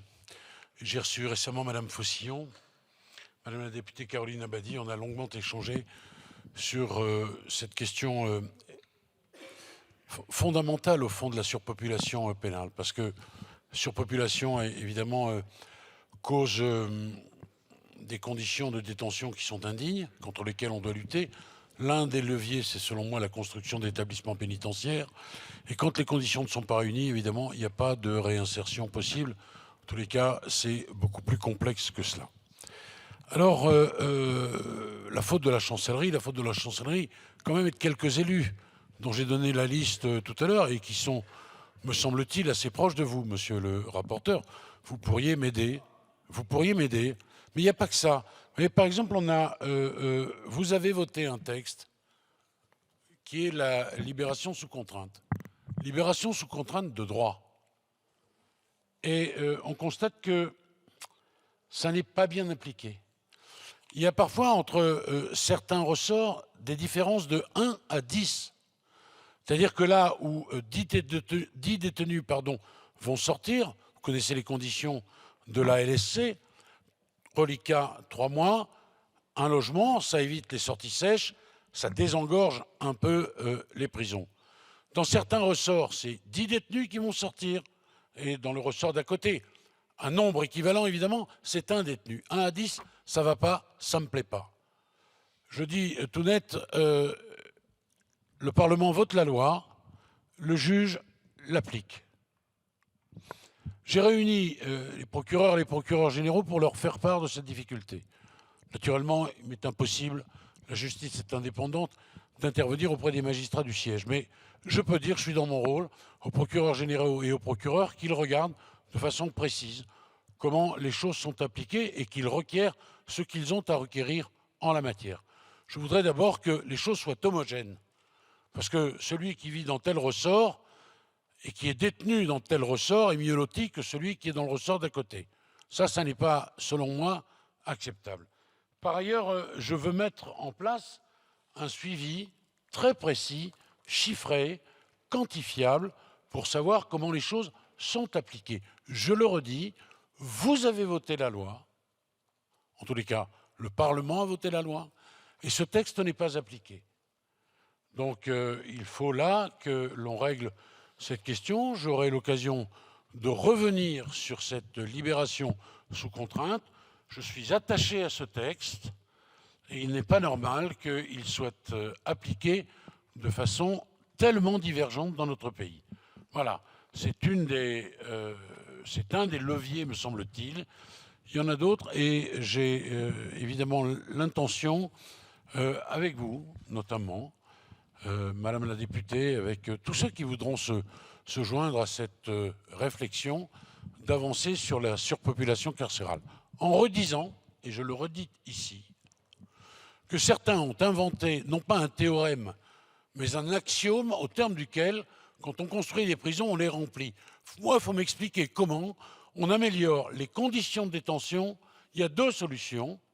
C'est évidemment de rénover et c'est évidemment de construire de nouveaux établissements pénitentiaires.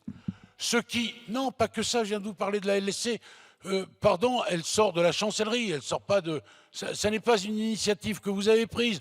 Ensuite, il y a un certain nombre d'autres dispositions. Voyez-vous, moi je suis...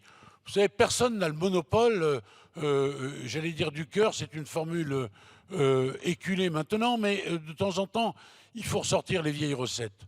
Voilà, je veux travailler sur cette question. Je vous dis par exemple que ce texte, et je le dis à toute la représentation nationale, a été voté et n'est pas appliqué suffisamment. Merci. Madame Abadi.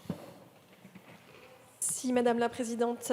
Je voudrais remercier notre collègue Carbidi pour avoir, une fois de plus, comme en commission, défendu cet amendement qui nous permet de parler de la surpopulation carcérale et de nos travaux que nous avons menés avec Elsa Faucillon. J'en profite également pour dire au rapporteur spécial, Monsieur Hetzel, que tous les mécanismes de régulation carcérale ne sont pas identiques, ils ne font pas tous la même chose, donc les mettre tous dans le même panier me semble rapide. Je pense qu'en lui qui connaît très bien le sujet de la prison, il pourra se pencher notamment sur l'amendement que nous avions porté avec Elsa Faucillon, qui proposait largement différents étages à cette fusée de régulation carcérale, et on ne peut pas dire qu'on est pour ou on est contre. Il y a différentes choses qui sont totalement entendable, même pour des républicains, dans notre dispositif.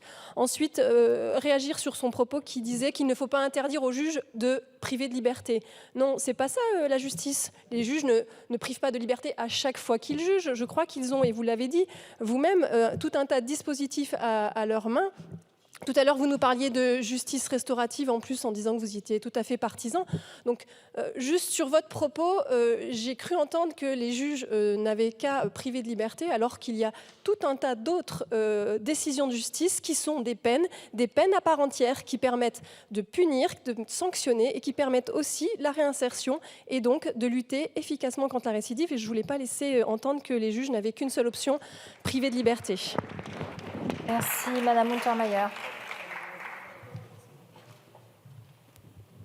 Oui, je pense qu'avec la question des greffiers, et dans une plus grande mesure, la question de la surpopulation carcérale est un des points sensibles, effectivement, du texte de loi que nous avons voté et des missions de la justice sur lesquelles nous discutons. Alors moi, je vous rejoins, Monsieur le Ministre, on a une surpopulation carcérale. Je pense que une des réponses est effectivement de construire des prisons. Je m'inscris, moi, dans ce schéma-là, parce que je pense que si on veut viser l'encellulement individuel dans l'état où nous sommes, il n'y a pas d'autre solution et il faut accélérer le programme. Pour autant, il y a des moyens de faire sortir plus vite et de manière plus intelligente, sans sortie sèche, les détenus avec la libération sous contrainte. Nous avions envisagé à un moment la contrainte pénale, la contrainte pénale. La libération sous contrainte, il faut qu'elle soit appliquée d'une manière assez harmonieuse sur l'ensemble du territoire. Parce que c'est le même problème que pour la régulation. On ne peut pas imaginer des prisons qui sont régulées et d'autres qui ne le sont pas, et des tribunaux où la libération sous contrainte est prononcée et d'autres où elle ne l'est pas. Là, moi, je vous rejoins. Je pense que les conseils de juridiction qui ont été mis en place dans le cadre de la loi pourront permettre aux parlementaires de se saisir de cette question. Le troisième point, me semble-t-il, qui est extrêmement important, c'est l'alternative à l'enfermement. On sait bien, et derrière le projet porté par Madame Abadi et la députée Faucillon, il y a aussi cette question que le tout enfermement, ça n'est pas la solution que nous devons prôner. Il y a des mesures alternatives à la prison. Ces mesures alternatives, il faut qu'on les développe avec davantage de personnel dédié, permettant aux juges en sécurité, parce qu'il est redevable devant la société, permettant aux juges de prendre ces mesures alternatives avec des lieux qui conviennent et avec des éducateurs qui soient en mesure de lui garantir la justesse de sa décision. Ce que je voulais dire également, il y a une question, Monsieur le ministre, à laquelle vous n'avez pas répondu. La Cour des comptes met en avant cette difficulté de tension.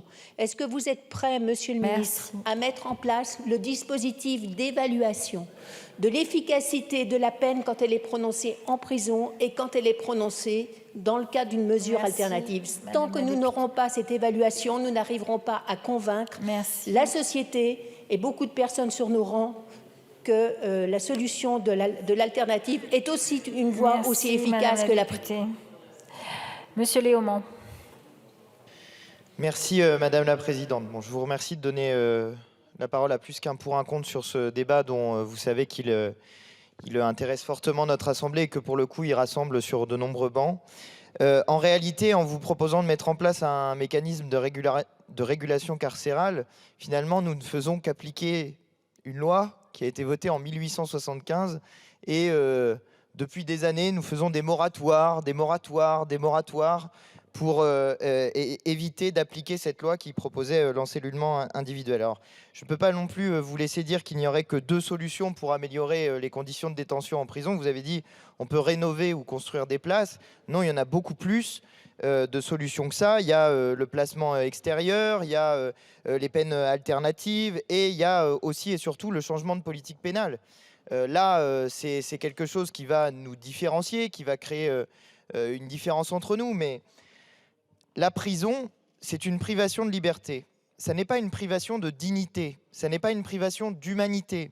Et précisément, quand on met quelqu'un en prison, le but qu'on attend de la prison, c'est qu'on améliore la personne humaine. Alors c'est un petit peu compliqué de se dire qu'une personne va s'améliorer en prison.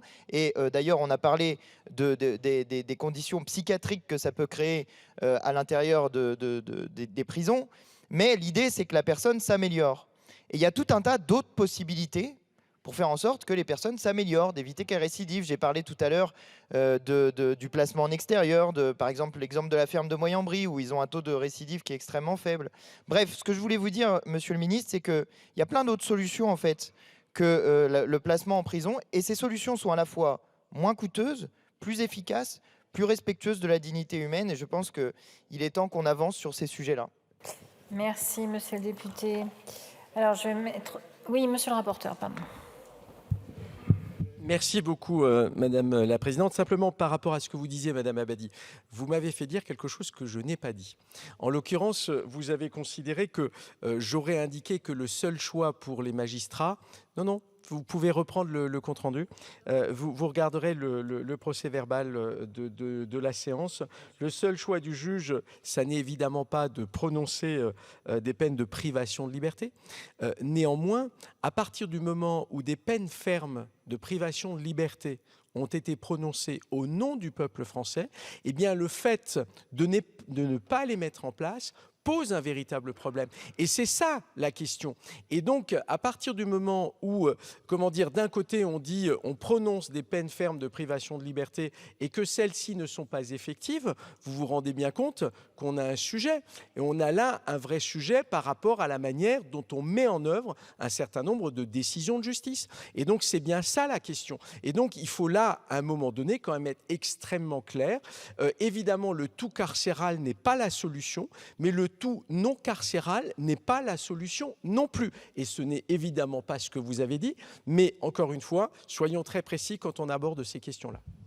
Merci, monsieur le rapporteur. Je vais mettre aux voix cet amendement qui a reçu un double avis défavorable, commission, gouvernement, qui est pour, qui est contre. Il n'est pas adopté. Je vais mettre maintenant aux voix les crédits de la mission justice et je vous rappelle qu'il y a un scrutin public. Le scrutin est ouvert. Le scrutin est clos.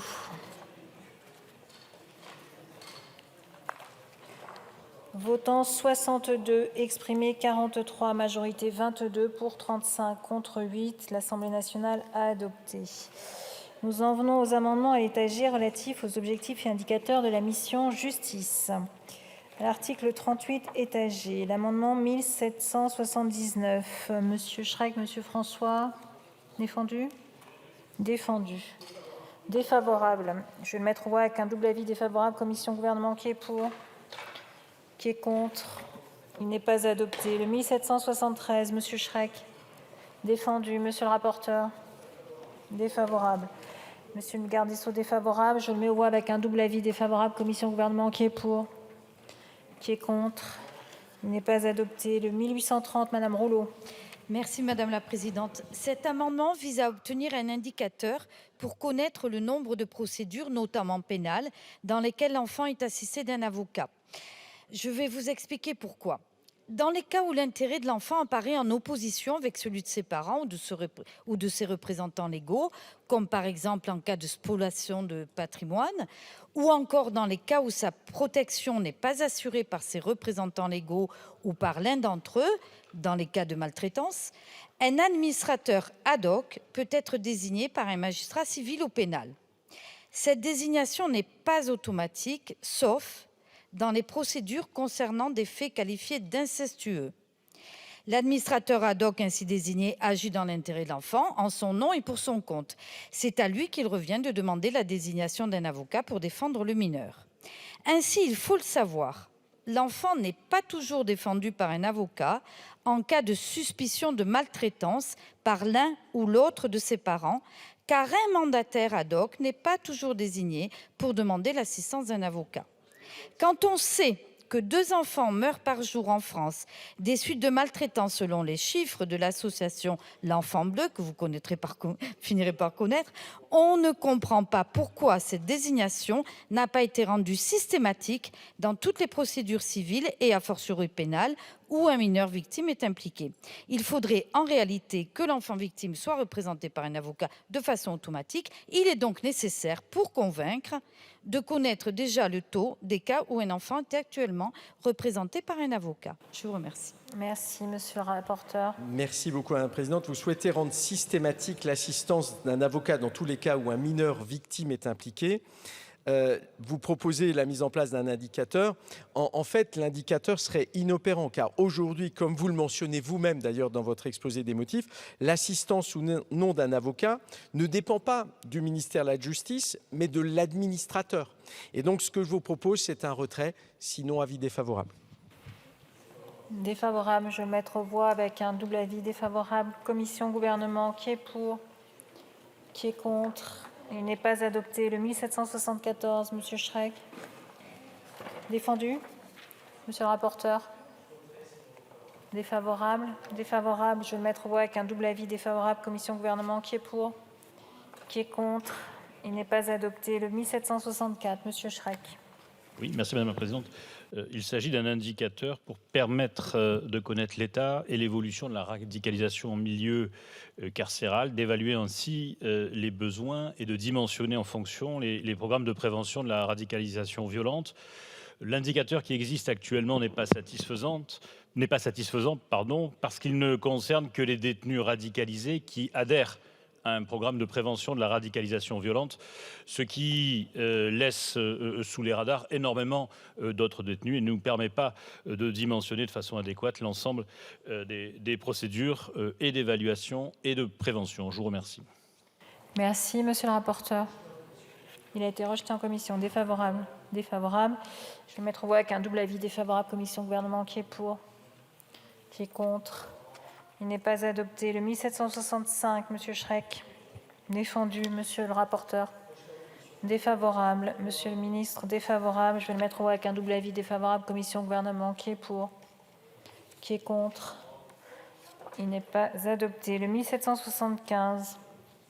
Monsieur, défendu. Défavorable. Mais oui, je vais le mettre aux voix avec un double avis défavorable. Commission, gouvernement, qui est pour? Qui est contre? Il n'est pas adopté. Le 750. Il n'est pas défendu. Le 1766. Défendu. Monsieur le rapporteur. Défavorable. Monsieur le garde des Sceaux. Je vais mettre aux voix avec un double avis défavorable. Commission, gouvernement, qui est pour? Qui est contre? Il n'est pas adopté. Le 1767, Monsieur Schreck. Défendu. Défavorable. Je vais le mettre aux voix avec un double avis défavorable. Commission, gouvernement, qui est pour? Qui est contre? Qui est contre? Il n'est pas adopté. Le 1768, Monsieur Schreck. Défavorable. Monsieur le garde des Sceaux. Défavorable. Je vais le mettre aux voix avec un double avis. Commission, gouvernement, qui est pour? Qui est contre? Il n'est pas adopté. Je vous indique sur les amendements 699 et 673. Je suis saisie par le groupe Gauche démocrate et républicain NUPES d'une demande de scrutin public que j'annonce dans l'enceinte de l'Assemblée nationale. Monsieur Schreck, le 1776. Défendu. Monsieur le rapporteur. Défavorable. Monsieur le ministre. Je vais le mettre aux voix avec un double avis défavorable. Commission, gouvernement, qui est pour? Qui est contre? Il n'est pas adopté. Le 749 n'est pas défendu. Le 1777, Monsieur Schreck. Défendu. Monsieur le rapporteur. Sagesse. Monsieur le garde des Sceaux. Défavorable. Je vais le mettre au voie avec un avis de sagesse du rapporteur et défavorable du gouvernement, qui est pour? Qui est contre? Il n'est pas adopté. Le 1778, Monsieur Schreck. Défendu. Monsieur le rapporteur. Défavorable. Monsieur le ministre.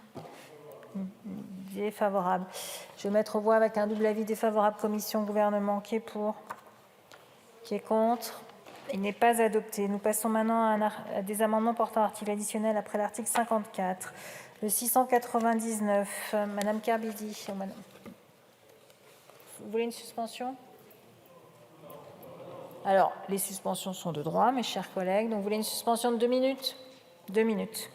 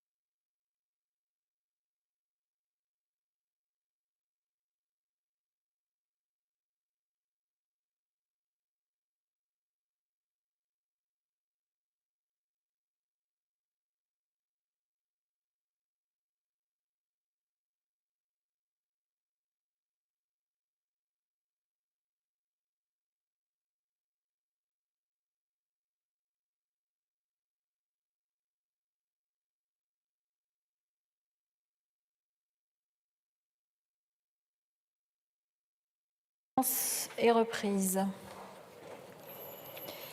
Donc le 699, Madame Kerbidi.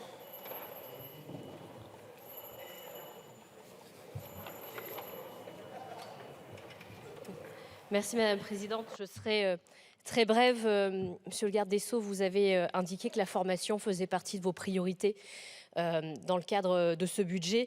Et il s'agit justement de formation, puisque cet amendement de rapport propose de mettre en place les formations nécessaires pour l'ensemble des professionnels de justice qui sont amenés à être en contact avec des victimes de violences sexistes et sexuelles. On sait à quel point il est particulier et il faut une prise en charge qui soit adaptée. Donc voilà, c'est un amendement de rapport et qui nous semble tout à fait nécessaire. Merci. Monsieur le rapporteur.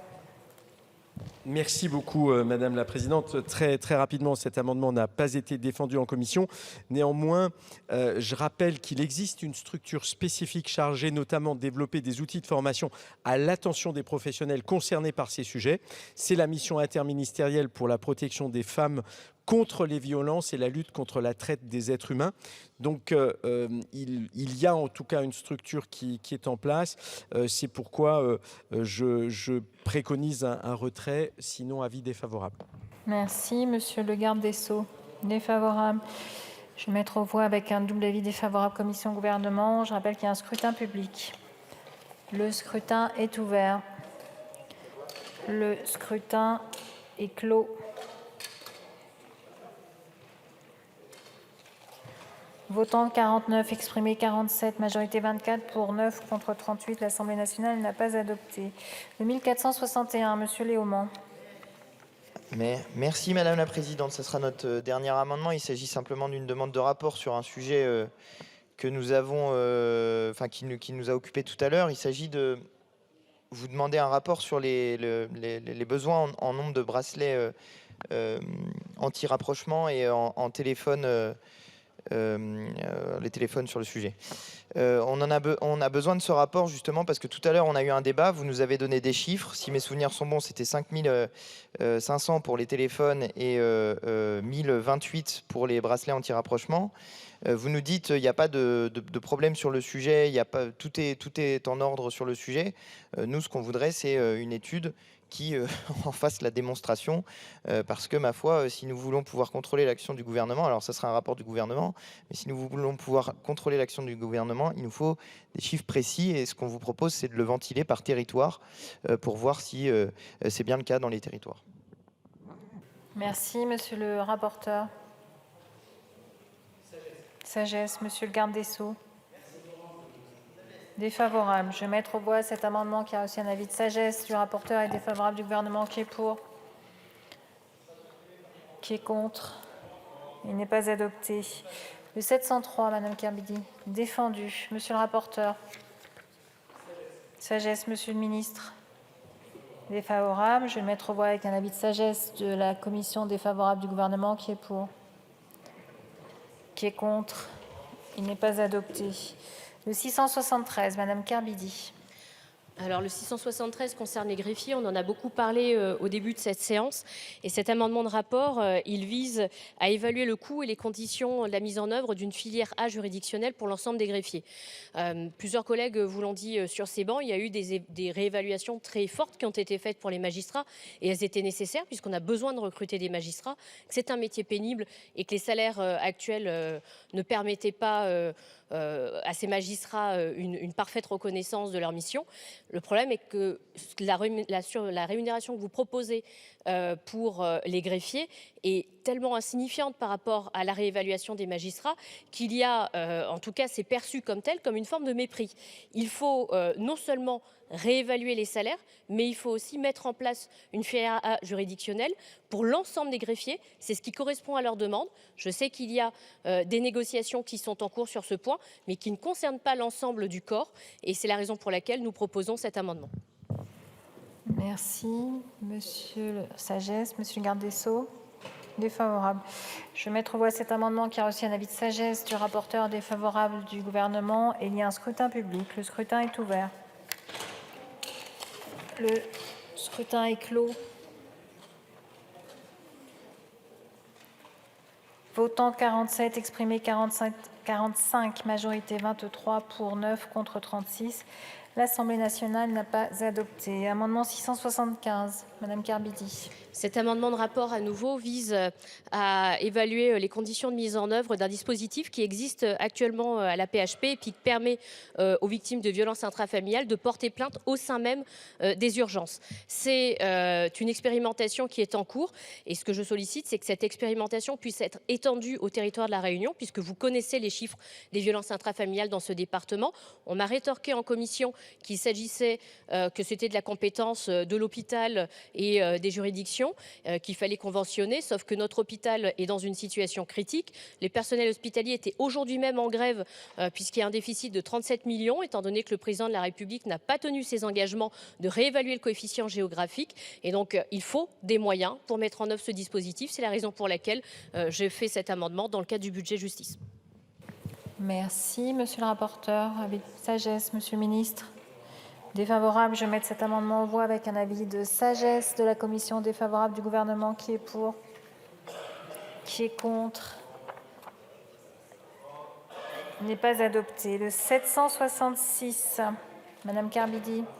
Le 766 est un amendement de notre collègue Stéphane Peu qui est inquiet et à juste titre de la situation du tribunal de Bobigny et des conséquences des Jeux Olympiques sur l'activité de ce tribunal. C'est donc un amendement de rapport mais surtout un amendement d'appel pour alerter le ministère sur l'impérieuse nécessité de mettre en œuvre les moyens humains et financiers nécessaires pour que ce tribunal puisse faire face au surcroît d'affaires judiciaires qui vont forcément accompagner les Jeux Olympiques de 2024.